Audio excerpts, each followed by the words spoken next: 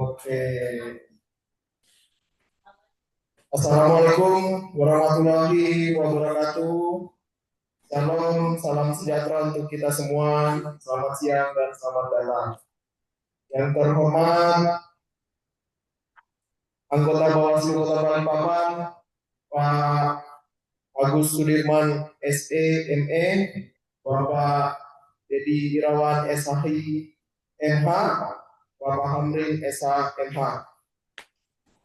Dan kami hormati Ibu Kartika Tusti Nugraheni SHMH selaku narasumber pada hari ini, serta teman-teman staf Bawaslu Kota Balikpapan yang saya banggakan. Puji dan syukur kita panjatkan kehadirat Tuhan Yang Maha Esa karena atas limpah rahmat dan karunia-Nya kita dapat berkumpul secara daring dalam kegiatan peningkatan kapasitas dengan tema indikator etika dalam praktek kerja sehari-hari penyelenggara dan sekretariat yang diselenggarakan oleh Bawaslu Kota Balikpapan. Untuk itu kami persilakan kepada yang terhormat yang sambutan pimpinan Pak Agus. Oke, kami persilakan Pak.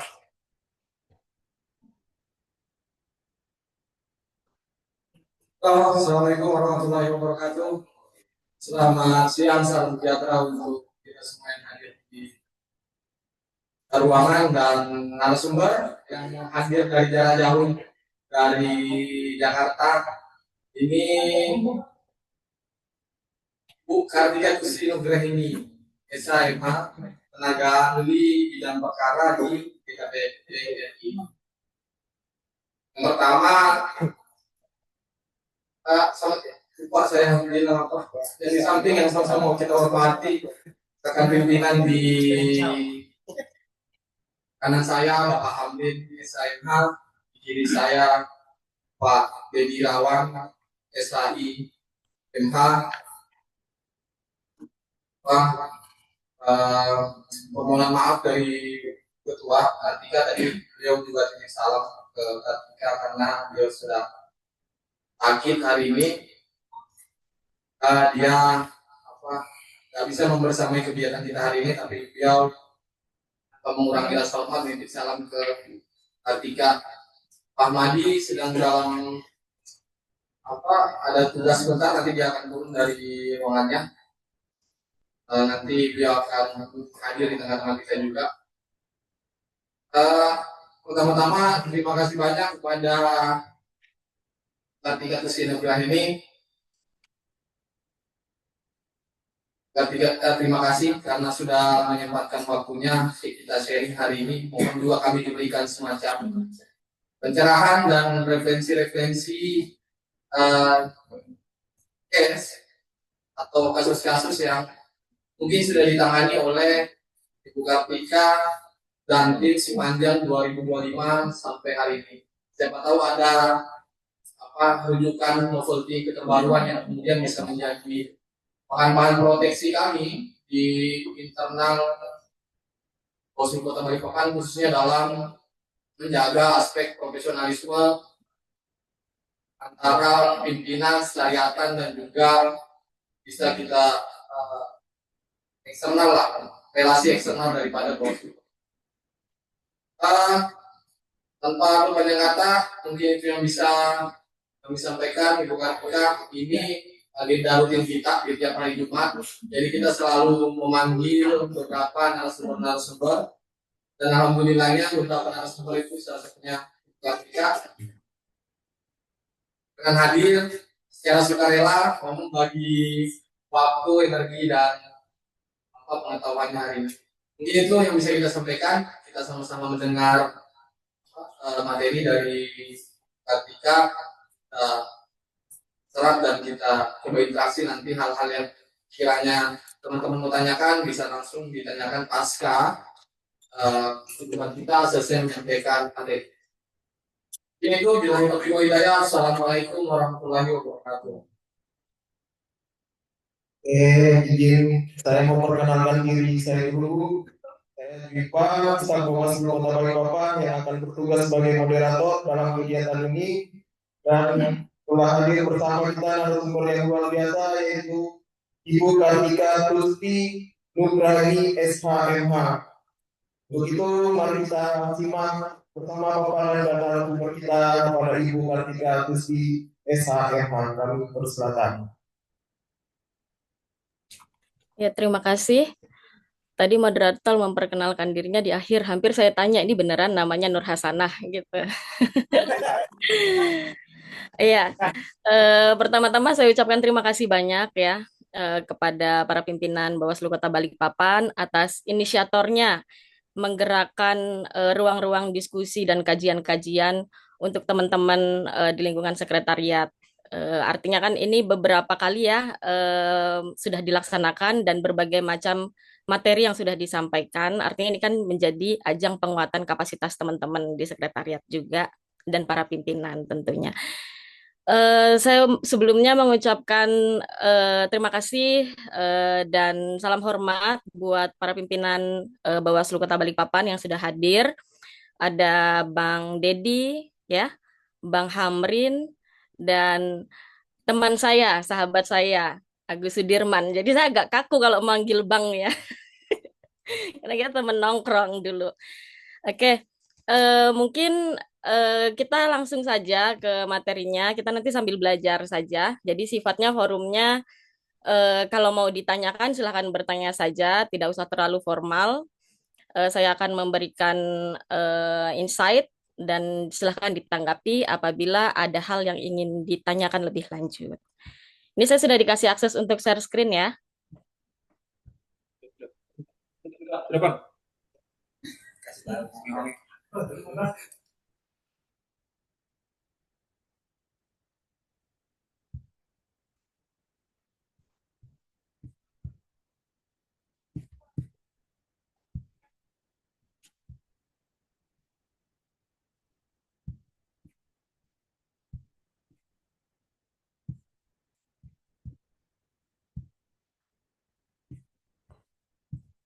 Tiba-tiba udah terima kasih. Oke.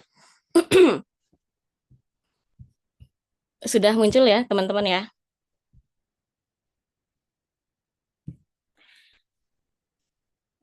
Oke, baik. Karena kebetulan pada hari ini temanya, saya dikasih tugas ini, temanya sama Bapak Badu, untuk membahas mengenai indikator etika dalam praktek kerja sehari-hari penyelenggara dan sekretariat di lingkungan Bawaslu Kota Balikpapan. Jadi sebelum kita ke arah sana, kita melihat dulu apa fungsi dari Dewan Etik ini. Dewan yang lembaga yang akan menangani pelanggaran kode etik yang terjadi di ranah penyelenggara pemilu dari tingkat pusat sampai kabupaten kota bahkan ad hoc di daerah. Itu ya. Sebelumnya saya memperkenalkan dulu apa itu DKPP, apa itu dasar hukum DKPP dalam bertindak. Ini ada beberapa dari Undang-Undang Dasar 45, Undang-Undang Nomor 7 tahun 2023, Undang-Undang Nomor 1 tahun 2014 yang sudah mengalami beberapa kali perubahan. Lalu kemudian ada Per DKPP nomor 2 tahun 2017, Per DKPP nomor 3 2017, dan Per DKPP nomor 5 tahun 2017. Untuk detailnya nanti saya kasih materinya, silakan teman-teman apabila ingin mengeksplorasi lebih lanjut dipersilakan. Nah, apa itu DKPP? DKPP itu adalah Dewan Kehormatan Penyelenggara Pemilu yang bertugas menangani pelanggaran etik baik itu yang dilakukan oleh KPU dan Bawaslu di berbagai tingkat tadi sudah dijelaskan ya, dari tingkat pusat sampai dengan tingkat daerah beserta jajarannya. Beserta jajarannya ini artinya apa? KPU beserta jajarannya, Bawaslu beserta jajarannya. Karena bukan hanya penyelenggara pemilu KPU, penyelenggara pemilu Bawaslu, tapi bisa juga sekretariatnya. Staf sekretariatnya misalnya apabila dia melakukan pelanggaran etik itu juga menjadi wilayah DKPP untuk menangani, memeriksa dan menangani lebih lanjut apa yang dilakukan oleh oknum-oknum ini gitu. Jadi kalau misalnya banyak banyak banyak yang diputus atau diperiksa oleh DKPP ini adalah komisionernya, tapi ada juga kok yang staf yang diperiksa oleh DKPP karena dia terindikasi melakukan pelanggaran. Di sini saya pakai kata terindikasi ya, karena dalam hal aduan itu masuk ke DKPP itu belum tentu, jadi masih menggunakan asas praduga tak bersalah. Jadi masih belum tentu dia memang melakukan hal tersebut. Ya, itu yang makanya dibutuhkan pemeriksaan lebih lanjut dalam bentuk verifikasi-verifikasi yang dilakukan di internal DKPP, persidangan, sampai kemudian fakta-fakta itu terbuka, lalu kemudian kami menimbang dan memutuskan apa yang sebenarnya terjadi atas peristiwa aku. Lalu kemudian kode etik penyelenggara pemilu itu apa sebetulnya gitu. Ini nanti kita akan nyangkut ke dalam batasan ya. Jadi kode etik penyelenggara pemilu itu adalah suatu kesatuan yang merupakan asas moral etika dan filosofi yang menjadi pedoman perilaku bagi penyelenggara pemilu yang lalu kemudian itu melekat pada kewajiban atau larangan. Jadi boleh atau tidak boleh, pantas atau tidak pantas, bermoral atau tidak bermoral, itu melekat kepada penyelenggara pemilu yang sedang menjabat gitu. Penyelenggara pemilu ini bisa jadi tadi ya, bisa jadi komisionernya, bisa juga stafnya, bisa juga kaseknya, bisa juga PPK-nya. Begitu. Jadi, ini teman-teman semua, walaupun di luar jam kerja, teman-teman tetap jubah legitimasi sebagai penyelenggara pemilu itu tetap ada. Misalnya, tapi ini tidak terjadi di Bawaslu Balikpapan. Misalnya terjadi gratifikasi yang dilakukan oleh oknum staf atau pimpinan gitu, komisioner Bawaslu Kota A, saya nggak sebut Balikpapan nih, misalnya Kota A. Nah, walaupun itu dilakukan di hari Minggu, jabatan dia sebagai staf sekretariat atau sebagai pimpinan penyelenggara pemilu itu tetap melekat. Jadi nggak bisa libur ya. Dan ketika di luar jam kerja itu juga tetap tetap melekat selama teman-teman masih di SK-kan sebagai penyelenggara pemilu. Nah, jadi eh, tingkat kehati-hatian untuk membedakan mana yang boleh, mana yang tidak boleh, mana yang pantas dan tidak pantas itu menjadi penting untuk teman-teman pahami gitu. Oke, selanjutnya em, ini kedudukan DKPP. Kedudukan DKPP ini ada beberapa tugasnya dari kita. Kita memiliki tugas untuk menerima aduan atau laporan adanya dugaan pelanggaran kode etik yang dilakukan oleh penyelenggara pemilu. Nah, untuk menerima aduan dan atau laporan ini DKPP tidak bisa menolak ya. Jadi ketika ada laporan atau aduan itu datang, DKPP harus menerima dan harus menindaklanjuti sebagaimana prosedur yang termaktub dalam peraturan. Lalu kemudian apa apa aja yang dilakukan DKPP setelah menerima aduan dan atau laporan tersebut? Nah, ini ada di poin selanjutnya, yakni melakukan verifikasi. Verifikasi ini di kami ada dua, verifikasi material dan verifikasi formil. Verifikasi formil ini sifatnya masih sekedar administrasi ya. Jadi nanti kalau teman per DKPP itu ada beberapa hal yang harus dilengkapi pengadu dalam membuat laporan. Misalnya, dalam hal administrasi, pengadu harus menggunakan formulir 1 sebagaimana yang sudah disiapkan DKPP. Lalu kemudian ada pengadunya teknologi yang Terus kemudian kami berikan admin diperhatikan suaranya putus-putus.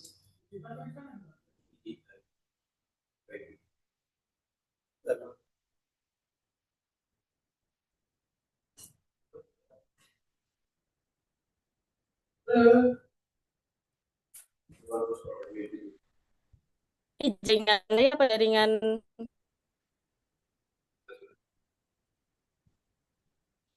Apa jaringan di sana ya, jelek ya?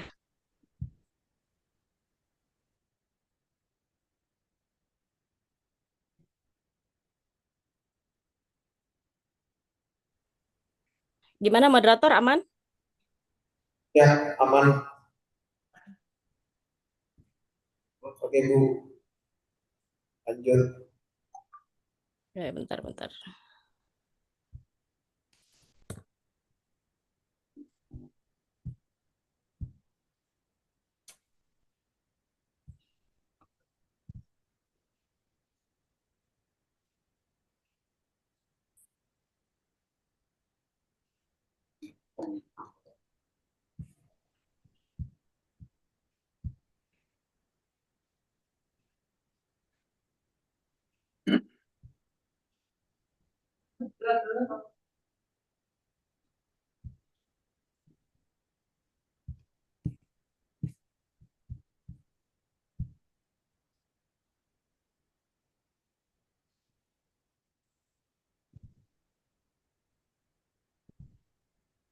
Oke, dilanjut ya. Tadi sampai mana moderator? Sampai proses DKPP. Sampai verifikasi ya. Udah makan siang kan ini ya? Sudah, Bu. Oke. Oke. Kita lanjut di, oke, setelah verifikasi apa yang dilakukan? Memeriksa tadi pasal-pasalnya. Pasal-pasalnya sudah sesuai apa belum? Itu di verifikasi material. Jadi ada dua macam verifikasi yang dilakukan di internal DKPP. Yang pertama adalah verifikasi administrasi dan verifikasi material. Jadi ketika itu sudah terpenuhi, maka bisa dilanjutkan ke proses persidangan. Di internal ada pelimpahan dokumen dari bagian pengaduan yang menangani verifikasi, lalu dilimpahkan ke bagian persidangan untuk dijadwalkan sidangnya gitu. Nah, ini yang proses yang dilakukan oleh DKPP. Jadi sering dapat pertanyaan kalau misalnya ternyata aduannya itu tidak sesuai atau ternyata itu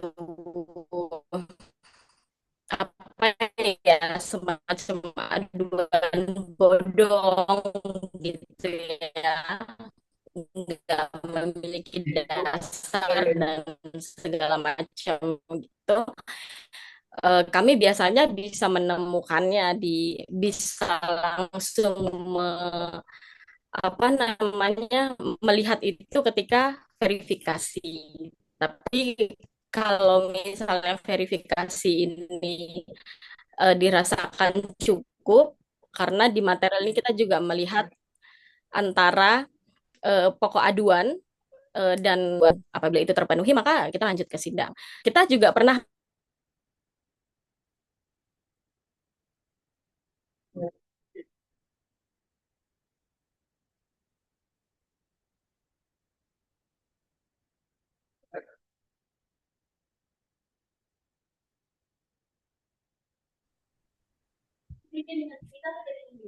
ini yang jelek jaringan dari siapa ya?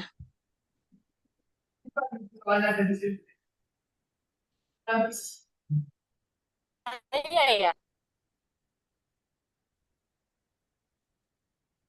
Ya, lanjut, Bu. Saya apa di kantor? Sudah bagus. Di sana aman ya? Oke, aman, Bu.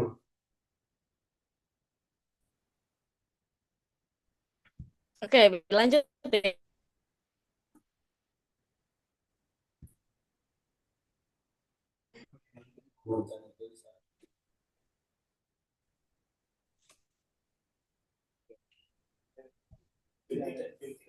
Bisa dilanjut. Oke, lanjut, Bu. Oke. Sampai mana tadi ya? Oke, udah dilakukan verifikasi material, lanjut ke pelimpahan ke bagian persidangan. Kedudukan DKPP yang lain adalah menerima keterangan, tadi menerima aduan, lalu kemudian melakukan verifikasi. Dan selanjutnya DKPP ini tidak tidak boleh menolak laporan. Jadi harus menerima, harus memproses. Kalau misalnya dia memenuhi semua unsur, maka harus dilanjutkan. Nah, dilanjutkan tadi ke persidangan. Jadi kedudukan DKPP dan kewenangannya ini adalah memeriksa dan memutus perkara yang dilaporkan atau diadukan.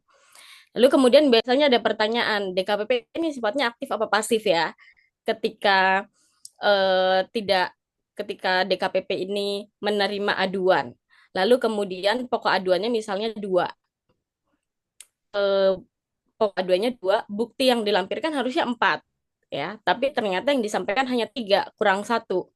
DKPP punya wewenang nggak atau punya kemampuan nggak sih untuk mencari bukti lain supaya dua pokok aduan ini bisa diperiksa oleh DKPP? Pertanyaan itu sering didapatkan oleh DKPP dan selalu kami jelaskan bahwa DKPP ini adalah lembaga yang pasif. Jadi DKPP tidak bisa menambah dan mengurangi entah itu pokok aduan atau bukti. Jadinya apabila memang hanya satu pokok aduan yang memenuhi unsur diverifikasi material, maka kami hanya bisa memeriksa satu saja. Yang kedua tidak bisa. Artinya kadang kita kembalikan lagi ke pengadu. Apakah akan dilengkapi ataukah memang hanya bisa satu saja? Apakah berkenan gitu intinya ya. Jadi DKPP ini sifatnya pasif, tidak bisa menambah dan mengurangi, tidak bisa mengejar, tidak bisa melakukan inisiatif penyelidikan gitu ya. Biasanya kalau di kepolisian, inisiatif penyelidikan yang dilakukan oleh DKPP itu nggak bisa. Jadi misalnya di depan mata kita tahu ada pelanggaran, ada indikasi pelanggaran, selama itu tidak diadukan, DKPP tidak memiliki kewenangan untuk memeriksa atau mengadili persoalan tersebut gitu.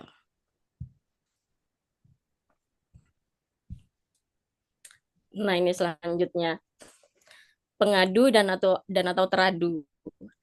Ini ada penyelenggara pemilu, peserta pemilu, tim kampanye, masyarakat dan atau pemilih serta rekomendasi DPR. Ini maksudnya adalah pengadu ya, lebih tepatnya. Pengadu ini bisa dari ini semua. Penyelenggara pemilu bisa melaporkan penyelenggara pemilu lain, bisa. KPU bisa melaporkan Bawaslu ke DKPP. Bawaslu bisa melaporkan KPU ke DKPP. Gitu. Jadi sesama penyelenggara pemilu bisa. Atau bahkan yang sering kami temuin, penyelenggara pemilu provinsi melaporkan penyelenggara pemilu kabupaten kota. Gitu. Ada beberapa kali ini terjadi. Paling sering di Sumatera Barat, Bawaslu Provinsi Sumatera Barat melaporkan Bawaslu Kabupaten Kota. Nah, ini sering banget kita dapat. Dan Bawaslu RI melaporkan, Bawaslu Provinsi ini beberapa kali kita dapat juga, sedang dijadwalkan sidang terbaru, ini ada juga Bawaslu RI melaporkan Bawaslu Provinsi, salah satu Bawaslu Provinsi Papua Pegunungan gitu. Jadi pengadu ini bisa penyelenggara pemilu, bisa peserta kampanye, bisa tim kampanye, bisa masyarakat atau pemilih, dia yang memiliki hak konstitusional, dan bisa juga dari rekomendasi DPR. Jadi tidak ada aduan dari masyarakat ke DKPP, tapi DPR memberikan atensi khusus ke kasus tertentu gitu. Nah, ini biasanya DKPP menangkap hal tersebut dan menindaklanjutinya sebagaimana peraturan perundang-undangan gitu. Jadi pengaduan bisa dari mana aja. Ini bisa penyelenggara pemilu, bisa peserta pemilu tadi ya, bisa ini semua. Dan teradunya bisa siapa? Teradunya bisa penyelenggara pemilu, bisa jajaran sekretariat juga, bisa PPK PPS, Panwas, PKD, desa dan atau kelurahan. Jadi dari atas ke bawah itu semuanya bisa jadi teradu. Tapi untuk ad hoc dia harus nempel dengan pimpinan. Jadi karena dia adalah ad hoc ya, jadi apa yang dia lakukan ini sudah pasti biasanya dia terafiliasi atau berdasarkan instruksi pimpinannya gitu. Makanya eh, pimpinan juga dilibatkan sebagai teradu. Jadi kalau misalnya sekretariat nih yang jadi teradu, staf sekretariat bisa diadukan sendiri tanpa pimpinan gitu. Tapi kalau ad hoc PKPPS, Panwas, PKD, desa kelurahan itu biasanya dia nempel dengan pimpinan karena bisa berdasarkan instruksi begitu. Ini alur pengaduannya kalau di DKPP, pengadu lalu kemudian melaporkan ke DKPP, kemudian DKPP melihat kelengkapan berkasnya, diverifikasi administrasi, apabila kurang dikembalikan ke pengadu untuk dilengkapi, apabila sudah oke, sudah sesuai dengan berkas-berkas yang disampaikan secara administrasi, maka dilanjutkan ke verifikasi material, lalu kemudian dilanjutkan lagi ke pemberkasan persidangan untuk dijadwalkan sidang. Nah, dalam hal verifikasi administrasi dan verifikasi material, ini biasanya kita mengenal ada tiga status berkas. Ini ada hampir sama kayak Bawaslu, ada TMS, ada BMS, dan ada MS. Apabila dia MS dari verifikasi administrasi, lalu kemudian MS di verifikasi material, artinya dia akan cepat masuk ke pemberkasan dalam persiapan sidang gitu. Apabila belum, maka akan dikembalikan ke pengadu untuk dilengkapi. Kadang di administrasi udah selesai, udah MS, lalu kemudian ke material ada yang kurang gitu, ternyata buktinya masih belum relevan, buktinya masih belum cukup gitu, kita kembalikan, lalu kemudian nanti dilengkapi lagi sama mereka untuk lalu kemudian kami periksa lagi, kami verifikasi lagi. Apabila itu sudah diperbaiki dan sesuai dengan poin-poin yang DKPP sampaikan untuk kekurangannya, maka bisa dilanjutkan ke tahap berikutnya, yakni pelimpahan dalam persidangan gitu. Nah, ini ya, kalau tadi kita bicara soal teradu legal standing terus ya, legal standing teradu tuh siapa aja, pengadu tuh bisa siapa aja gitu. Nah, ini tadi udah subjeknya, sekarang ini objeknya. Apa apa itu ruang lingkup kode etik penyelenggara pemilu. Nah, di peraturan DKPP ini mengatur beberapa hal, beberapa klaster ruang lingkup kode etik itu sendiri. Yang pertama adalah administrasi, lalu kemudian pidana pemilu, sengketa pemilu, lalu kemudian perselisihan pemilu dan non tahapan pemilu. Nah, ini bisa keselionya di beberapa. Kebetulan ini semua adalah mencakup aspek pekerjaan teman-teman ya. Kita bisa aja kesandung di bagian administrasi, bukan karena sengaja, tapi karena keteledoran bisa, karena ketidaksengajaan atau ketidaktahuan bisa gitu. Itu makanya untuk teman-teman dan kita semua ya, masih berlaku juga untuk saya, harus terus meningkatkan kapasitas dan pengetahuan, terutama update terhadap undang-undang terkait gitu, supaya pelanggaran yang sifatnya karena misunderstanding ini tidak terjadi gitu. Nah, kalau pidana pemilu ini kita tahu ya, biasanya tentang adanya percobaan menjanjikan sesuatu kepada peserta pemilu, lalu kemudian adanya transaksi, adanya kontrak politik dan lain sebagainya gitu. Nah, sengketa pemilu, lalu kemudian perselisihan hasil ini hampir sama.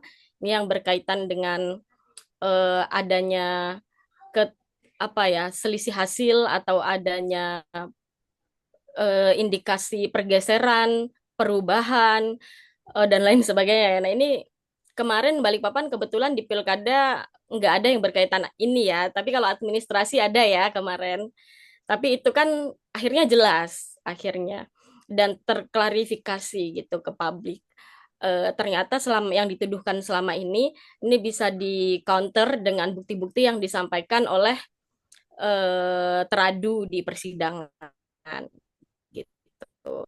Jadi persidangan DKPP ini bukan hanya mencari kesalahan ya, bukan hanya jadi ajang menghukum gitu. Itu enggak. Sebenarnya DKPP ini adalah jadi ajang mengklarifikasi dan mengembalikan nama baik apabila itu sudah menjadi konsumsi publik terutama gitu. Nah, jadi kalau misalnya memang aduan-aduan itu dinilai tidak berdasar, lalu kemudian tidak berdasar, lalu kemudian tidak berdasarkan fakta, lalu kemudian tidak memiliki apa namanya kekuatan bukti yang cukup gitu. Kalau menurut saya masuk sidang DKPP itu adalah solusi yang bagus karena bisa menjadi ajang mengklarifikasi dan mengembalikan nama baik kayak gitu.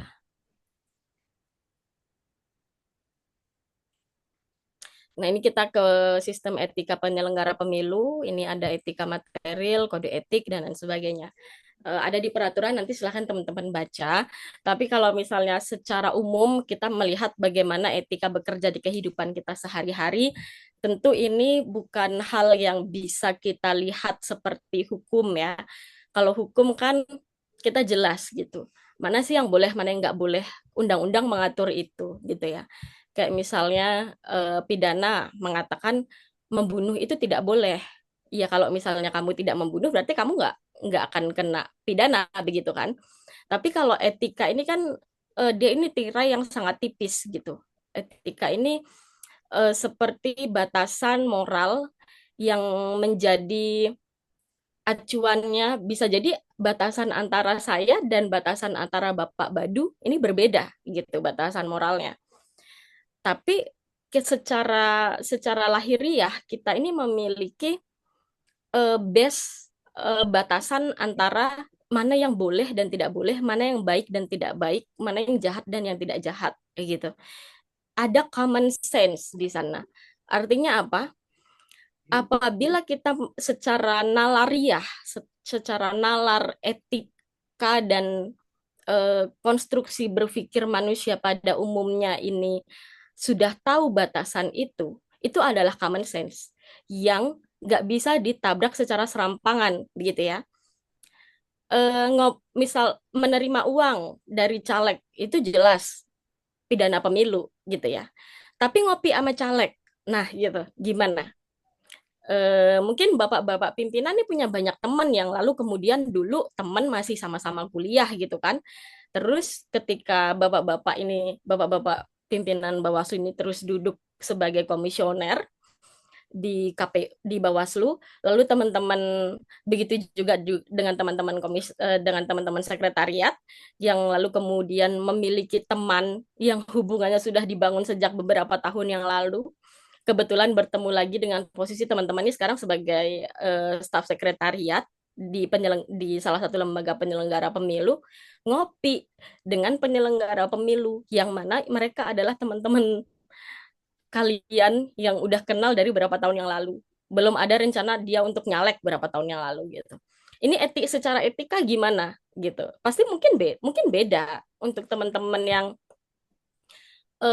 terbiasa ngopi gitu ya kan selama saya nggak melakukan apa-apa kan nggak apa-apa ya kan gitu tapi secara etika penyelenggara pemilu jabatan teman-teman di penyelenggara pemilu itu melekat makanya tadi yang saya bilang di awal karena melekat itu jadi harus ada kehati-hatian ada prinsip-prinsip penyelenggara pemilu ya pasti teman-teman udah baca saya yakin ada beberapa prinsip penyelenggara pemilu yakni menjaga integritas menjaga norma sosial dan lain sebagainya.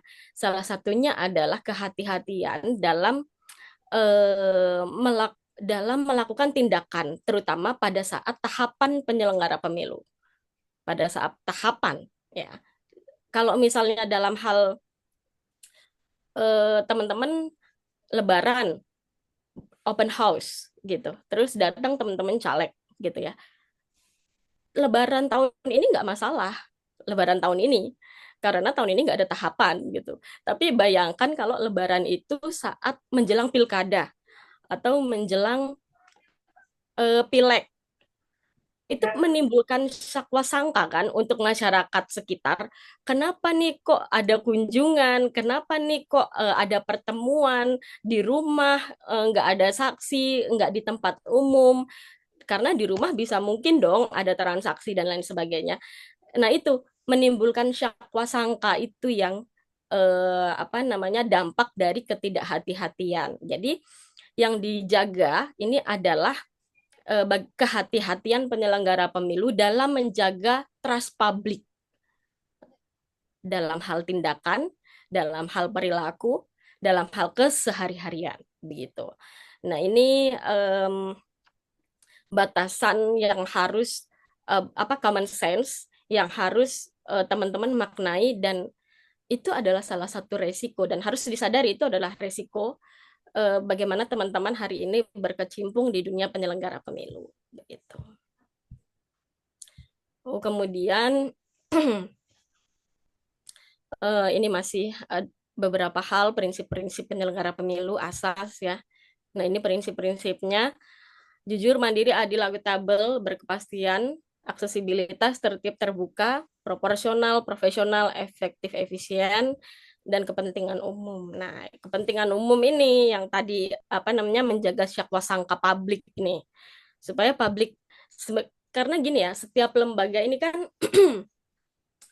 memiliki tujuan meningkatkan trust publik ya. Setiap lembaga memiliki tujuan untuk meningkatkan trust publik. Bahkan biasanya mereka ukur tuh setiap tahun. Naik nggak sih nih kurva apa grafik eh, kepercayaan publik ke lembaga yang saat ini kita naungi, entah itu Bawaslu, KPU, tingkat kota, tingkat kabupaten, tingkat provinsi itu biasanya mereka bikin.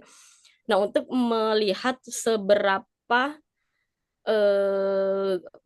bagaimana kepercayaan publik itu bergerak, ataukah dia turun, ataukah dia naik. Nah, beberapa indikatornya ini bisa dilihat dari beberapa hal, misalnya dari trust publik itu bisa dilihat dari misalnya pengaduan dilakukan. Jadi kalau misalnya publik itu melakukan pengaduan ke Bawaslu, nanti misalnya nih suatu saat pengaduan ke Bawaslu itu banyak banget, teman-teman jangan ngeluh, itu bukan karena mereka dikit-dikit ngadu, bukan karena mereka sekarang maunya ngadu terus, bukan, tapi karena mereka ini semakin percaya gitu sama Bawaslu Kota Balikpapan, makanya mereka melakukan pengaduan karena warga negara ini bisa melakukan pengaduan kemana lagi kan kalau bukan ke lembaga yang memang sudah diberikan mandat gitu.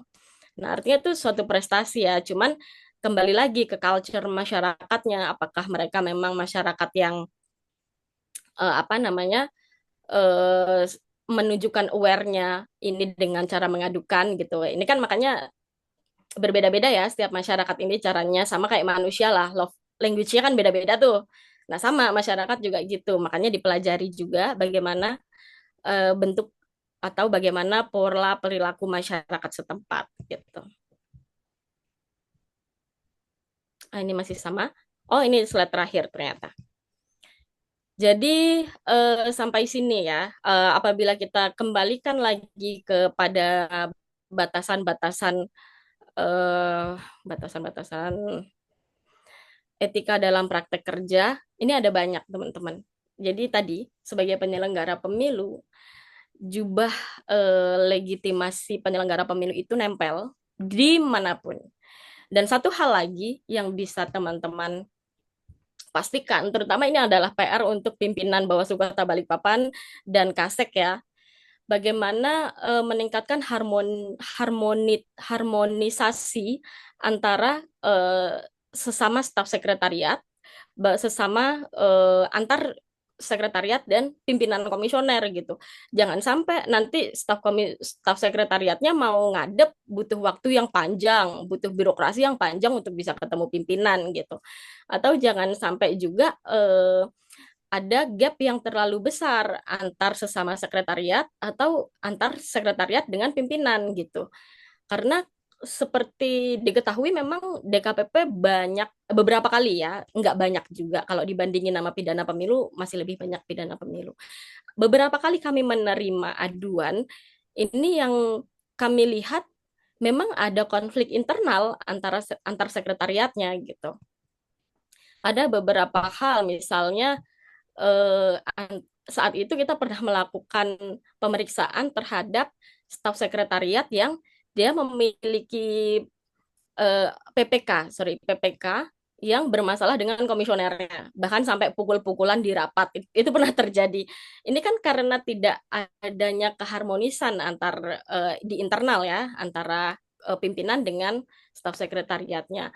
Lalu kemudian ada beberapa juga yang bukan apa namanya keretakan yang itu terjadi karena internal, ketidak sepemahamannya antara pimpinan dengan Kasek. Ini Pak Kasek ada nggak Pak Kasek?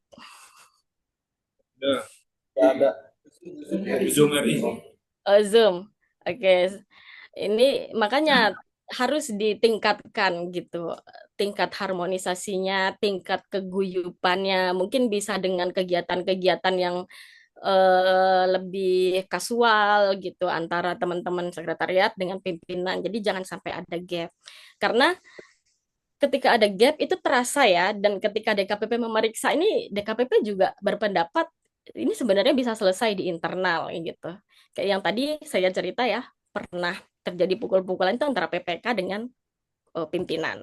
Lalu kemudian antara pimpinan dengan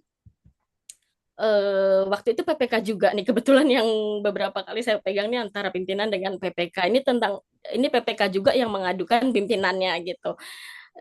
Karena dia dituding melakukan manipulasi tiket ya, yang seperti seperti itu. Karena DKPP ini nggak punya kewenangan untuk menolak aduan, jadi tetap kami periksa walaupun begitu kami datang ke sana, nilai tiket itu sama sama nilai yang harus DKPP keluarkan untuk memeriksa ini ke daerah ini nggak sebanding gitu loh. Oh, jadi tapi DKPP tetap harus memeriksa ya secara profesional, secara mandat undang-undang seperti itu. Kita tidak bisa memeriksa. Cuman hal-hal seperti ini sebenarnya hal-hal yang sangat bisa di antisipasi, sangat bisa tidak terjadi gitu loh di lingkungannya. Kan jadinya gimana ya kalau misalnya ada aduan tapi karena ada konflik internal gitu. Jadi untuk mengantisipasinya ya saya pikir ada banyak hal yang bisa dilakukan oleh internal Bawaslu Balikpapan, karena ya saya yakin ini tidak terjadi di Balikpapan. Ini terjadi di kantor lain, tapi bisa, kita boleh melakukan antisipasi begitu. Mungkin itu dari saya. Apabila ada pertanyaan lebih lanjut, dipersilahkan ya, kita buka sesi tanya jawab aja supaya saya tahu teman-teman tuh mau tahu lebih dalam tuh dalam hal mana, di bagian mana gitu. Mungkin saya kembalikan dulu ya ke mediator Mas Nur Hasanah. Ya, saya mau mengambil kalau itu. Terima kasih kepada Ibu Kartika Tusti Nur Ibrahimi SHMH atas pemaparannya yang sangat membuka wawasan dan menginspirasi kita semua. Ini kita masuk ke sesi berikutnya, yaitu tanya jawab. Untuk Bapak Ibu serta yang ingin menyampaikan pertanyaan akan dipersilakan waktunya.